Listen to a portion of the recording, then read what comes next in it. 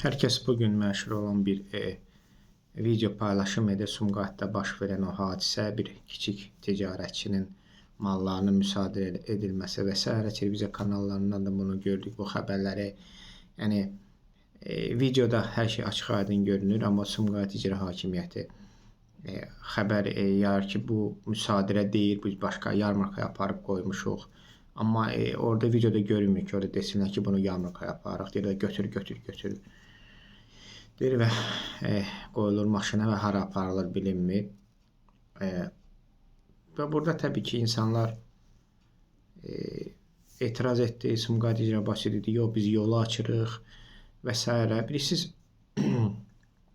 indi Sumqayıt şəhərində yaşayanlar və s. bilirlər, bu illərdir Sumqayıt nə vəziyyətə salınıb. Sumqayıt ümumiyyətlə Bakının artıq bir rayona çevrilib. Biz deyə bilmərik ki, Sumqayıt artıq deməyək ki, Azərbaycan üçüncü şəhərdir. Sumqayıt Bakının rayonudur, bir rayonudur.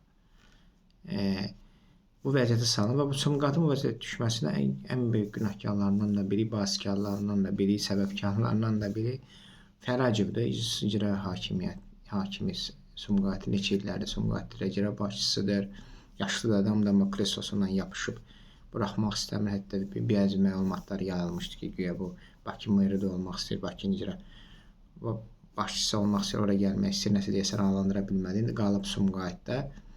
Və Sumqayıt hansı vəziyyətə düşüb, orada kiçik ticarətçilərin, orta ticarətçilərin vəziyyəti nə yerdədir? İndi bu həmən o məmur, məndən beş betər saçı olmayan məmur indi orada qanundan, qaydadan danışır, amma demək olar ki, Sumqayıtda məgər bütün belə yolları siz açırsınız. Bütün, nə qədər Sumqayıtda böyük obyektlər var ki, səkinin üstündə, səkinin yarısını tutub, səkinin hamısını tutub.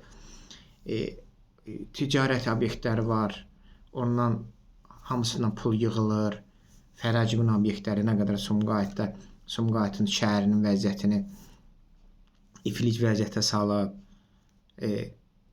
Bu edilişisi elə hamısını edin də. Fərəcevin hansı obyektinə və yaxud da Fərəcevin obyektində işləyən adamlara, ticarətçilərə o cür edə bilərdinizmi? O cür davrana bilərdinizmi onlarla? Təbii ki, yox. Davrana bilməzdiniz. Bütün yeyib dağıdıb Sumqayıtı bu illərdə Fərəcev. Demirəm, Sumqayıtın bütün günahkarı Fərəcevdir.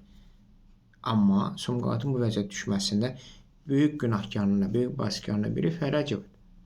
Yəni, sən Sumqayıtın əhalisi Bakıya işləməyə gəlir. Səhər Bakıya gəlir, axşam Bakıda gedir. Bakıdan gedir evinə. Sən Sumqayıtda bir iş yerləri açardın. Sən Sumqayıtda bir normal, kiçik və orta sahibkarlara imkanları yaradardın. Hansı vəziyyətdədir Sumqayıtda orta və kiçik sahibkarlar? Hələ durub onların da adamı olmayan yetim yusuru da bu qanun adından bu vəziyyətə salsın. Hamı o vəziyyətə salındı. Hamı qanun qayda qarşısında eyni olsun da. Niyə nə oldu? Elə ancaq elə kimin arxası yoxdur. Kimin bir balaca bir biznesi var. Onu edirsiniz. Onun üstünə cumursunuz və qaydadan, qanundan danışırsınız. Təbii ki, bütün Azərbaycan zaten o vəziyyətdədir. Sadəcə Sumqayıt bir nümunədir. Niyə? Çünki indi bugün o hadisədən danışılır.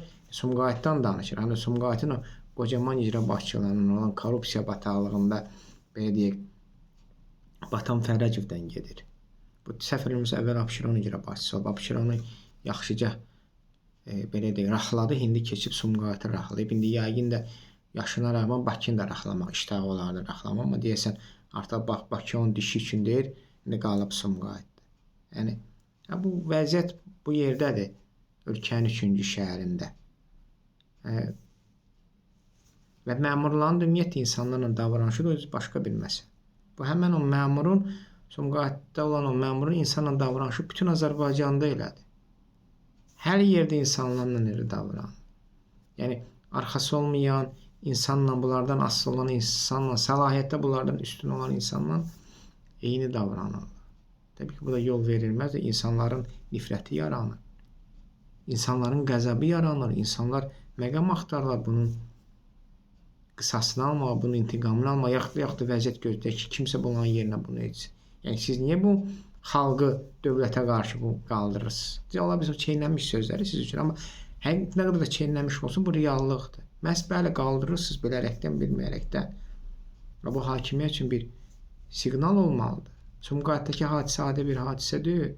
Hətta Fərəcev səviyyəsində bir hadisədir. Onu da keçir. Çünki bütün Azərbaycanda o cür vəziyyətdir və bir tərəfdən korrupsiya, rüşvət, yeyinti, qeyri-qanunilik,